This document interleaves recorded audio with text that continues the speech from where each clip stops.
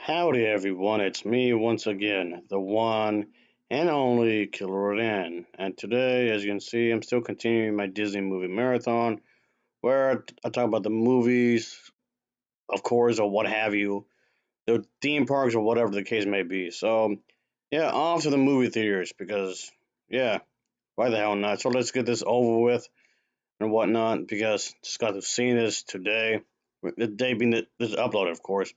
So, yeah, just thought I'd just talk about this kind of a thing because it's always just to talk about this movie, of course. Yeah, the third part, I'm talking about that.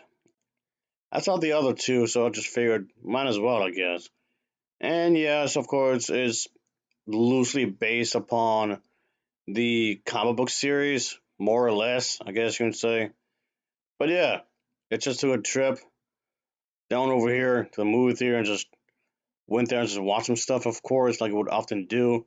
And yeah, I haven't done this in a hot minute, even though it wasn't really all that long ago, really, come to think about it. But yeah, just trying to make it more of a habit to go there at least from time to time.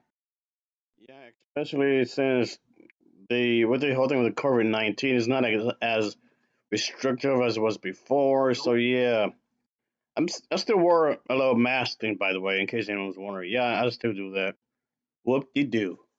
So yeah, folks, I just thought I'd just use this as a chance to take my like full advantage of this because I would like to do this more often. So here we go. Yeah, here we go. Here it is.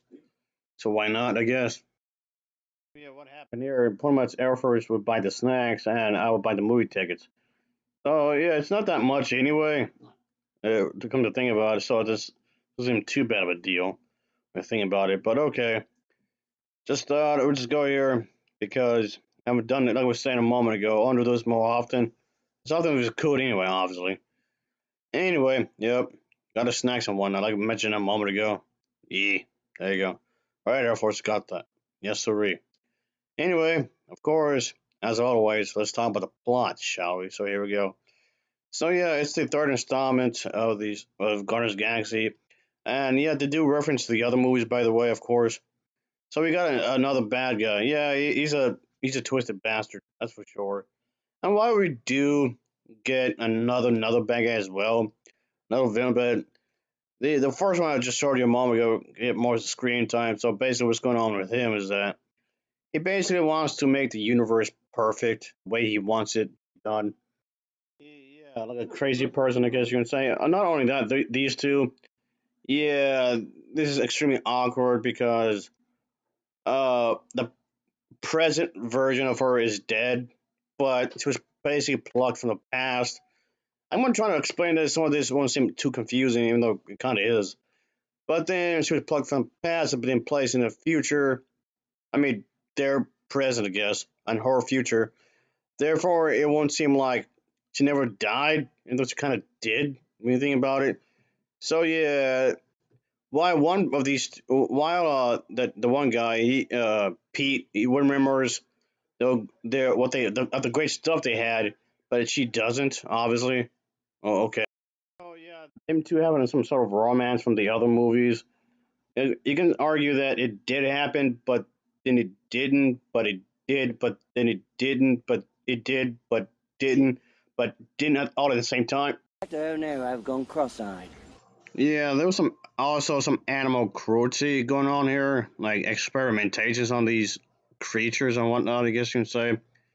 Yeah, it has something to do with Rocket, as if it wasn't that obvious enough. Yeah, that plays it. Yeah, yeah, he gets into that pretty dark area when you think about it. So yeah, the thing is that in the other movies there is a reason he comes off like very emotionally closed off to people, and he would intentionally avoid getting attached to people. I guess that's the better way of describing it. And he gets angry a lot fairly easily, so that gets into that aspect of the character quite a bit. So I'll let you know. So there's that. Of course, we see all the other characters from these movies, and with a few additional characters as well. So, yeah, there's that. Yeah, despite it being a bit dark compared to some of the others, of course, as well. But the thing is, they still managed to add some humor throughout the entire thing, which is fine. I get, Yeah, yeah, there was a few bits that actually made me laugh. Yeah, Alfred and I actually did laugh quite a few times here and there throughout the movie and whatnot, which I thought was a good thing because of the fact that you have to lighten the tension. Is what I'm gonna. You have to lighten the tension quite a bit because yes, he does get into some gloomy stuff, sure, but still, but that's fine, I suppose, I guess. But you might, some people may argue that this may seem bloated because there's so much action, there's so much explosions and whatnot. But in some ways, I can say it is effective. What it's trying to do, of course, trying to have some sort of emotional punch in some ways, and I can see what they're trying to do in that regard, and that's a good thing.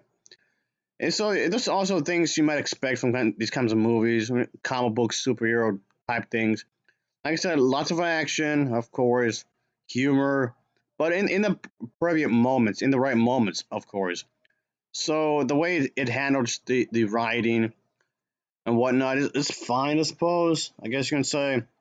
I did think that this film does what it's supposed to. Ultimately, yes, it does what's it's set out to do. So I can't really get too mad at that. It does what it's supposed to. Is what I'm saying. So yeah, this is definitely. I mean, okay, I'm not reviewing this on the day of release, sure, but as I'm reviewing it, yeah, and yes, it's it's pretty long, just so you know. It's quite lengthy, of course. But basically, this movie just centers around the crew on a rescue mission.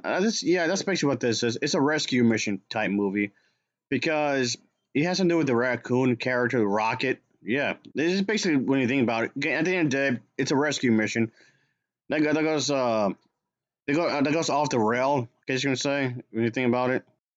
What I'm getting at is also is like you all remember in the sequel trilogy, the Force Order was trying to be really sneaky about their undoing, I guess you can say, their wicked deeds in the unknown areas of the universe. I guess galaxy. I guess in this case, they're trying to go on the unknown aspects of the galaxy, so to speak. I guess you can say. Yeah, that's basically what's going on here with this movie. They're trying to I guess the bad guys, the bad people. I'm basically doing the same thing here. They're trying to go in the unknown areas of the galaxy just so they won't be hunted down by the good people, I guess you can say, so to speak. So, yeah, I know I'm being uh, pretty vague in some aspects of the story, but that's basically what's going on here when it comes to these characters. And yes, of course, you have to sneak around because it's not as easy as it seems, of course, to have to sneak around or whatever. But yeah, it's pretty crazy. It's a wild adventure during the entire thing. And I didn't have really an issue, not really, with the pacing, with the overall story, but because like I was saying, it pretty much delivers what you might expect when it comes to these types of movies. But I try to keep it, I guess, somewhat fresh, somewhat, I guess, refreshing. Try to keep it interesting in some way, somehow, which in some respects they did. So I recommend it. So anyway, I'll give this an overall rating of a 7.2 out of 10. It's a 7.2 out of 10 for me. So yeah, it's pretty good. As always, thanks for watching, and take care until next time. See ya. Oh yeah.